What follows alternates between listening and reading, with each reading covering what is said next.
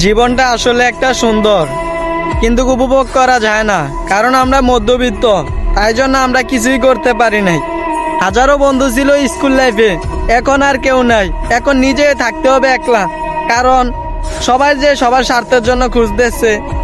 আর বন্ধুরা তো বন্ধুরার জন্য অবশ্যই করতেছে, হয়তো তার মা বাবার জন্য অনেক কষ্ট করতেছে, হয়তো কেউ দূরপ্রবাসে, কেউ বা দেশে, কেউ বা গ্রামে, কেউ বা বিদেশে। সবাই যার যার প্রতিষ্ঠানের শেষে আছে। অনেকদিন হয় দেখি না তাদেরকে অনেক মিস করি, কিন্তু বলতে পারি না কখনো। গ্রুপ কলে হাজারো কথা হোক, কিন্তু প্রকাশ করতে পারি না। সবাই একসাথে বৈশা আয় চায়ের দোকানে আড্ডা দিই। সবাই তো ছিলাম অনেক ভালো, হয়তো স্কুল লাইফে না কলেজ লাইফে। কলেজে তেমন একটা বেশি যাইতে পারি না, কাজে কর্মে অনেক ব্যস্ত হয়েছে। বন্ধুরা মেসেজ দিত, অনেকে ফোন দিত, কিন্তু তাদের সাথে বেশিক্ষণ আড্ডা দিতে পারিনি।